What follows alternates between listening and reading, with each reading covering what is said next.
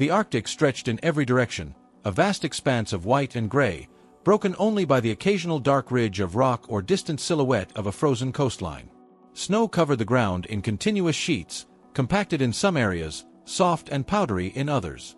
Ice cracked and shifted under the wind's constant pressure, forming ridges and small hummocks that reflected the low winter sun in muted glints. The horizon blended with the pale sky, giving the sense that the land and air were one uninterrupted surface. A steady wind swept across the landscape, lifting small flurries and forming thin curtains of drifting snow. Temperatures were well below freezing, the kind that numbed exposed skin in seconds. There were no trees, no visible wildlife except for tracks of Arctic foxes and the distant marks of migratory birds. The silence was profound, broken only by the whisper of the wind against ice or the occasional groan of shifting ice sheets. In this environment, time moved differently. Minutes passed without notable change, yet each one held potential consequence. The isolation of the location was absolute. Any human presence was rare, with the nearest outpost or settlement dozens of miles away. The terrain offered no shelter, no natural relief from the elements, and movement required constant vigilance to avoid hidden cracks or thin ice. The vast openness created both a sense of calm and a subtle awareness of fragility. It was a place where preparation and respect for the environment determined the boundary between endurance and catastrophe.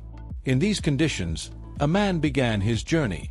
Minimal gear accompanied him, insulated clothing of modest quality, basic tools, and a small supply of provisions.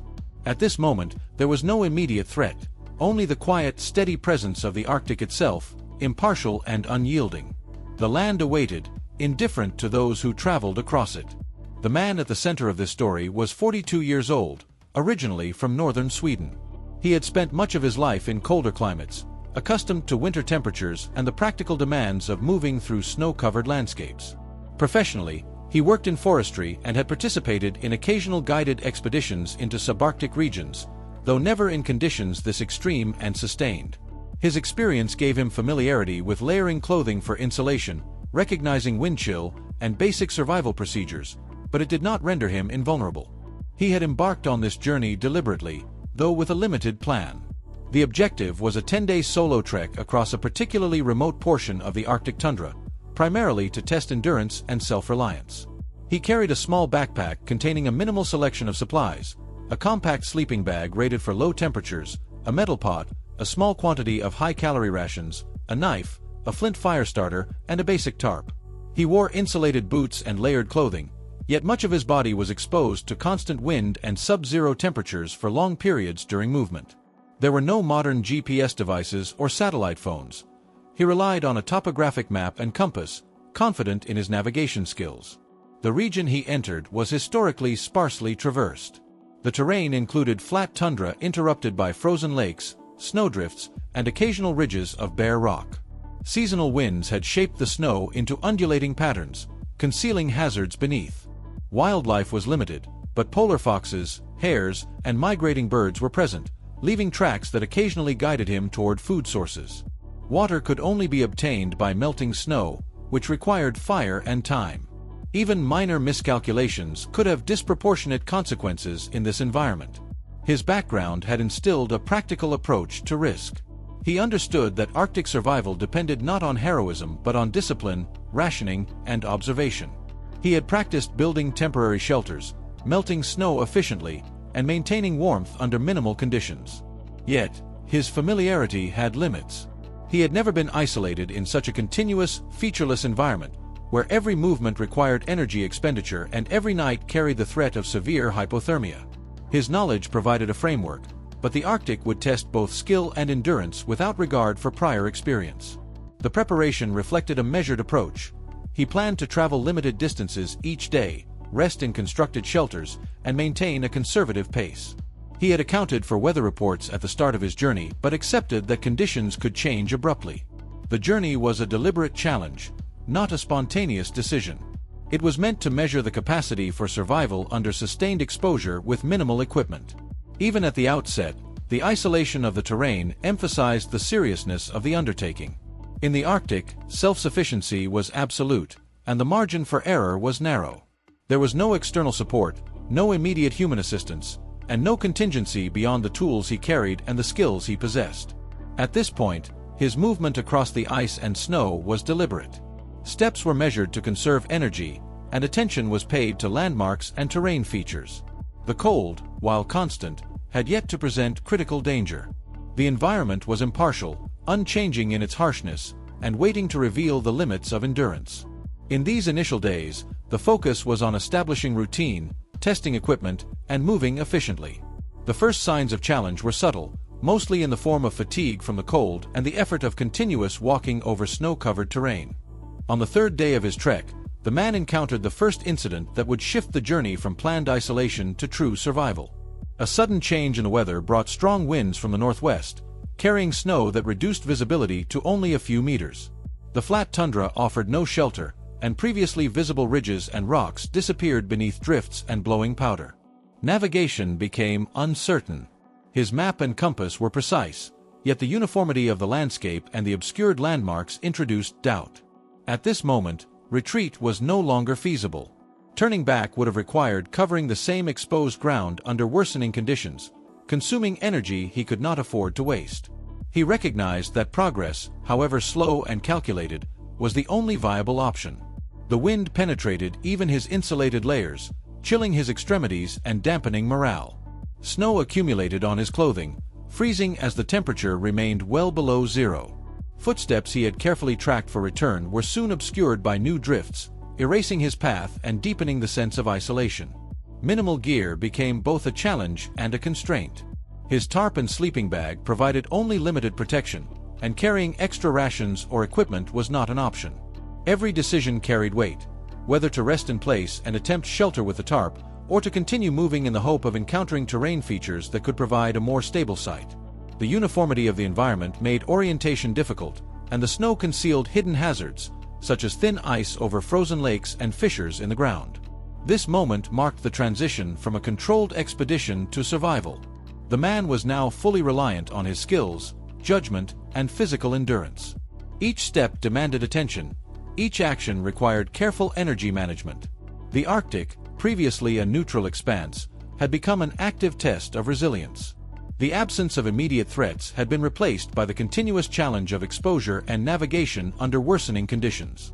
From this point forward, every decision would influence whether he could endure the 10 days ahead. Following the turning point, the man shifted his focus from movement alone to establishing a sustainable pattern of survival. He recognized that in the Arctic, exposure was the primary threat, and energy conservation was critical. Each day was now structured around maintaining warmth, hydration, and food intake, while minimizing unnecessary exertion. The first priority was shelter. Using his minimal gear, a compact sleeping bag, a small tarp, and snow as insulation, he constructed temporary refuges each night. The method was simple but effective. Snow was packed into low walls to block wind, forming a small enclosure over which he draped the tarp. The sleeping bag was positioned inside, and any gaps were filled with loose snow to trap air and retain heat. The structure was modest, yet it reduced wind chill significantly, allowing the body to maintain core temperature for essential rest periods. During daylight hours, he moved deliberately across the tundra, balancing progress with the need to conserve energy. Walking in deep snow consumed significant calories, so he alternated between periods of steady movement and brief pauses to survey the terrain. The sun remained low in the sky, casting long shadows over the undulating snow and frozen lakes, which he used as markers to navigate. Every landmark was noted carefully, as snowdrifts constantly altered the landscape, and returning to the same location was impossible without careful attention. Water was acquired by melting snow, a process that required fire. He used his flint to ignite small collections of dry moss and other Arctic vegetation, using the heat to melt sufficient snow for drinking. Direct consumption of snow was avoided, as it cooled the body excessively. Food intake relied entirely on the limited rations he carried, high-calorie items designed to sustain energy over extended periods. Meals were small but frequent, and he measured portions carefully to ensure they lasted for the planned 10 days. He adopted a routine of movement in the morning and afternoon, with rest periods during the coldest hours. The pattern was designed to maintain body heat without overexertion. Clothing was adjusted to regulate temperature, removing layers during periods of exertion to prevent sweating, then adding them when resting to avoid cooling. Extremities, fingers, toes, and face, were monitored continuously for early signs of frostbite. Mental endurance was as important as physical preparation. The isolation and uniformity of the landscape imposed cognitive strain. To maintain focus, he implemented tasks and small routines, such as checking landmarks, monitoring weather changes, and maintaining the shelter. Each action reinforced a sense of control, reducing the psychological impact of solitude and the relentless Arctic environment. He also developed an observational system for anticipating weather. Cloud formations, wind shifts, and snow texture were noted, enabling him to adjust shelter placement and travel direction. This vigilance became critical, as sudden storms could obscure navigation markers or deposit new snow over hidden hazards. He avoided unnecessary risk, choosing terrain that minimized exposure to thin ice and steep drifts. Over the initial days, this structured routine established a rhythm that balanced survival needs with energy management. Sleep occurred in short periods within the snow shelter, sufficient to maintain alertness without excessive heat loss. Every action was measured, deliberate, and guided by observation. Even in minimal gear, the combination of careful planning, disciplined movement, and improvised shelter allowed him to endure the harsh Arctic conditions with a controlled approach. The landscape, though indifferent, offered resources that could be utilized if approached systematically. Snow, ice, and minimal vegetation became essential tools rather than obstacles. By adapting to the environment rather than attempting to alter it, he preserved strength and maintained a consistent pattern. This approach formed the foundation for the days that followed, allowing survival despite extreme cold, isolation, and minimal equipment. With a routine established, the man now faced the ongoing task of sustaining life in an environment that offered little beyond snow, ice, and sparse vegetation. Each day demanded attention to the most basic needs: warmth, hydration, food, and maintaining physical function. The Arctic imposed strict limits, and any lapse could quickly escalate into serious consequences. Water was a constant requirement. Melting snow remained the primary source, but the process was labor-intensive and required careful attention. He collected clean snow from sheltered areas, avoiding contaminated or discolored ice. Using a small metal pot over the fire, he melted sufficient quantities for daily consumption. Drinking cold snow directly was avoided because it reduced core body temperature. Water intake was measured, sufficient to maintain hydration without creating excess energy expenditure. Food management was equally critical. The rations he carried were high in calories but limited in quantity. He divided them into small portions, consuming them at regular intervals to maintain energy levels over extended periods. The rations included compressed protein bars, dried fish, and small packs of nuts. Each portion was carefully weighed, ensuring that supplies lasted through the planned 10 days. There was no opportunity for hunting or fishing, as the harsh conditions and minimal gear prevented reliable capture of wildlife. Survival depended on rationing, not abundance. Shelter maintenance continued to occupy a central role. Each night, he reinforced the snow walls and adjusted the tarp to prevent heat loss. The sleeping bag was insulated with additional snow padding, and wind direction was considered when positioning the entrance. Small tasks, such as clearing accumulated snow from the tarp or repairing minor tears, became essential to maintaining functionality. Even minor errors could allow wind to penetrate, cooling the interior rapidly. Movement remained limited but purposeful. The man avoided unnecessary exertion, recognizing that energy burned in excess could not be replaced. He followed a measured pace when traversing the tundra, monitoring snow depth and ice thickness. Thin ice over frozen lakes was avoided, and ridges were tested carefully before stepping. Navigation relied on visual markers, the sun, and careful attention to terrain changes caused by wind and snow accumulation. Temperature management extended beyond clothing and shelter. He rotated body positions during rest to prevent localized cooling and used insulation techniques to protect extremities. Gloves and boots were adjusted to prevent condensation and frostbite, while head and face coverings were maintained at all times. Even minor exposure could result in significant heat loss, so attention to detail was constant. The psychological challenge of isolation was ongoing. The monotony of white landscapes, the uniformity of snow and ice, and the absence of human contact required strategies to maintain focus.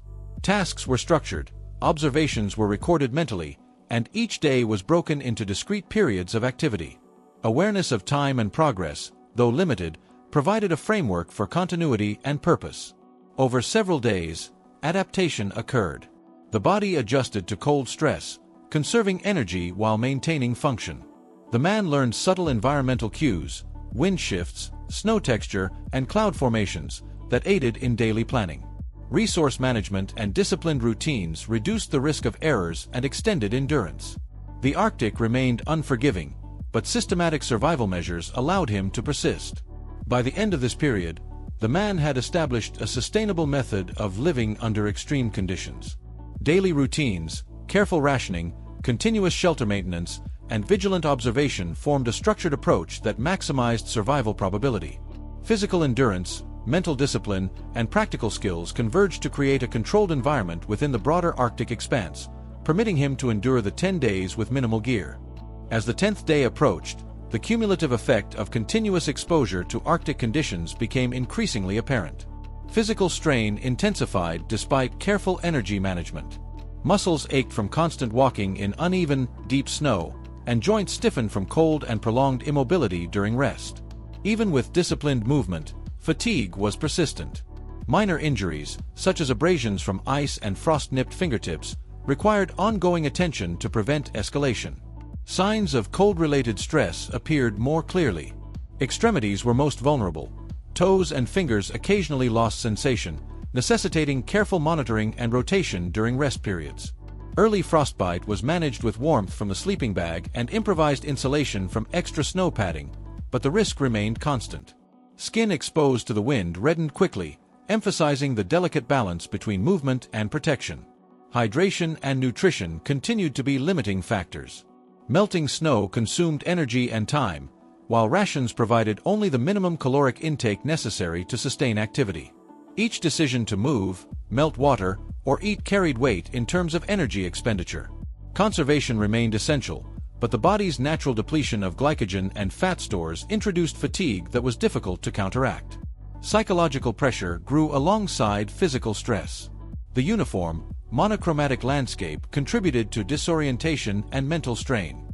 Days were marked by subtle variations in light and shadow, but the lack of distinct features created a sense of timelessness. Sleep cycles were short and interrupted, constrained by the need to monitor conditions and maintain core warmth. Mental endurance was tested by the monotony, the absence of human contact, and the continual need for vigilance. Environmental factors compounded the strain. Snowdrifts shifted overnight, partially burying previously marked paths. Winds increased unpredictably, raising the risk of exposure during movement or while maintaining the shelter.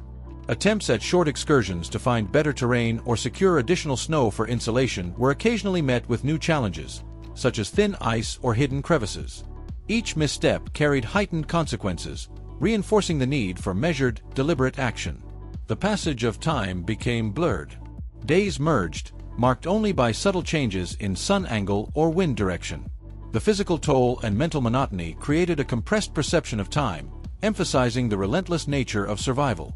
Energy conservation, strict routine, and careful attention to environmental cues remained the only mechanisms to endure these final days. By the end of this phase, both body and mind were pushed to the limits established by 10 days of continuous exposure. Minor errors could result in significant consequences, yet adherence to discipline, shelter maintenance, and careful monitoring allowed survival to continue. The Arctic's impartial presence remained constant, enforcing a strict regimen that dictated every action, rest, and decision.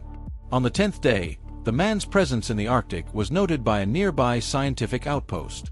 Routine patrols and aerial surveys conducted in the region identified a small figure moving slowly across the snow-covered expanse. The team at the outpost coordinated a response using snow vehicles and radio communication, reaching the man in the early afternoon. The rescue operation was methodical. Vehicles approached carefully, considering the risk of thin ice and unstable snowdrifts. The team maintained a measured pace to avoid accidents, ensuring that the man could be reached without further exposure. Upon arrival, he was found sitting near a small snow shelter, minimally prepared but maintaining physical function. Clothing was saturated with snow in places, and hands showed signs of prolonged cold exposure, though no severe frostbite had developed. Medical assessment was immediate but restrained. Vital signs were taken, and core temperature was monitored. Hydration was slightly low, and minor hypothermia symptoms were present, but the structured routine of the previous days had prevented serious deterioration. Small abrasions and frost-nipped skin were treated on site. The rescue team prioritized stabilization and careful transport rather than rapid evacuation, understanding that sudden movement could exacerbate cold-related stress. Transport to the outpost was slow and deliberate. Snow vehicles provided mobility across the uneven terrain, while constant attention was given to the man's condition. Upon arrival, he was moved to a sheltered area, and additional warming measures were applied. Minimal intervention was necessary, as his disciplined approach to survival had preserved both strength and core temperature. The Arctic environment remained unchanged. Snow and wind continued without interruption, indifferent to the human presence or the rescue. The man's extraction was a controlled, measured process, reflecting both his endurance and the necessity of careful planning in extreme conditions. There was no relief, celebration, or dramatic reaction, only the factual closure of a period of exposure that had been anticipated but tested in reality. In this environment, survival had been achieved through meticulous adherence to routine, cautious resource management, and careful attention to environmental cues. The Arctic's impartiality underscored each action, demonstrating that endurance in such conditions relied entirely on preparation, observation, and disciplined decision-making. The extraction concluded the immediate physical threat, while the broader experience remained a quiet testament to human resilience in extreme cold. In the aftermath of the 10 days, the man's experience stood as a measured record of human endurance under extreme Arctic conditions. The region remained unchanged, the snow and ice indifferent to the passage of a single individual. There was no dramatic closure, no elevated sense of triumph, only the quiet, factual recognition of what had occurred. The survival demonstrated the effectiveness of systematic planning and disciplined adherence to routine. Minimal gear, when used with observation, careful energy management, and awareness of environmental cues, proved sufficient to sustain life in conditions that could easily prove fatal. Shelter construction, rationing, water management, and movement were executed methodically, each task reinforcing the capacity to endure. The outcome was the product of applied skill rather than circumstance, illustrating the margin between endurance and catastrophe in a hostile landscape. Historically, the Arctic has tested humans for centuries. Explorers, researchers, and travelers have relied on preparation, adaptation, and observation to survive isolation and extreme cold. This incident aligned with those precedents, confirming that even brief periods of exposure demand comprehensive attention to detail, discipline, and mental fortitude. Individual skill and knowledge of the environment remained the determining factors, rather than luck or external intervention. The man returned from the Arctic with minimal physical damage and a body shaped by careful management rather than crisis. Yet the significance of his experience extended beyond physical survival. It was a record of applied knowledge, a documentation of endurance in a harsh natural system, and a reminder of the Arctic's impartiality. Observation and discipline alone had preserved life in an environment that allowed no error. As he departed, the landscape continued in quiet continuity, ice and snow stretching to the horizon. The survival was complete, factual, and historically consistent, leaving only the Arctic itself as witness. In this quiet, the story underscored the enduring principle that human survival in extreme cold relies on preparation, observation, and sustained, deliberate action. No embellishment was required. The facts alone conveyed the measure of endurance.